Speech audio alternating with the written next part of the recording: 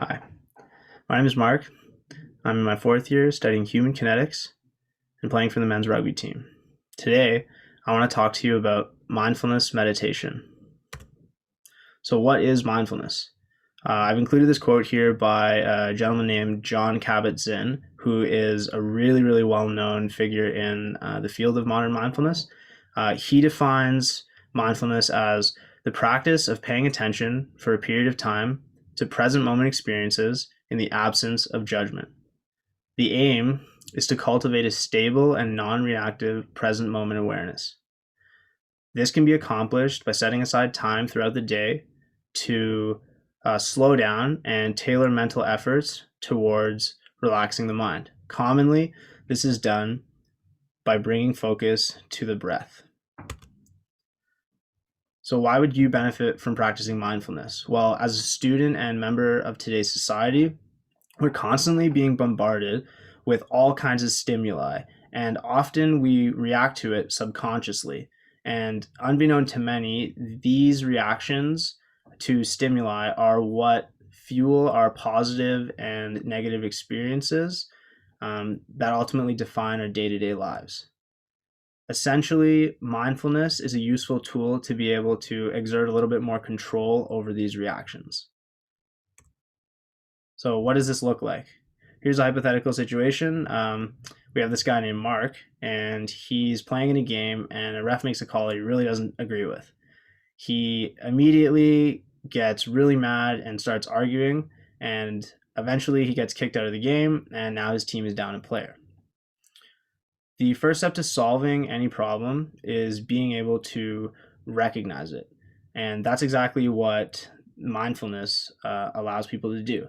It gives individuals a unique experience to recognize a problem and choose how they wish to respond to it. The act of mindfulness allows you to practice and perfect mental and physical self-awareness during situations that evoke negative reactions. And this basically allows you to turn that situation into an experience that lacks that feeling of negativity. Okay, so what would it look like if Mark had applied a mindfulness approach? By acknowledging his frustration or anger, he allows himself to step back and control his emotional investment to the situation.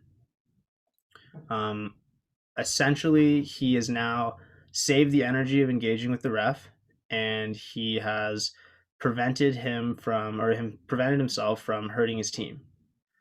Okay, now I know a lot of us like to be the ones playing in the game, but what mindfulness does is it allows you to sit on the sideline and observe your thought process without engaging with the associated feelings. Essentially, it lets you be the coach of your own mind. Some other benefits of practicing mindfulness include reducing symptoms of anxiety and depression, reducing symptoms of chronic pain, developing a stronger connection between regions of the brain involved in regulating emotion, memory, and stress response, as well as helps keep the brain young and healthy. So how can you achieve this? Well, you can treat the brain as any other muscle. And if you want to improve its function, you're obviously going to want to exercise it. And that's exactly what mindfulness meditation does for the brain. Much like exercise training, mindfulness practice requires consistency and dedication, as well as you can't really expect huge improvements right off the bat. So it is important to remain patient.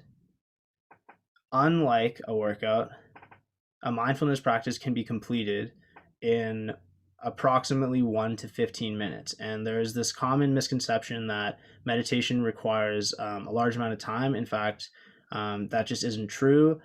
Personally, I have been following guided meditations, and all of them have been under 10 minutes, which is really nice as a student athlete for saving time out of the busy schedule. So a little bit more about my practice and what has led me to practicing mindfulness meditation. As someone who has struggled with anxiety, depression, and ADHD, I find myself constantly being distracted and overwhelmed with thoughts about my past or my future. And ultimately, this limits my ability to really remain present.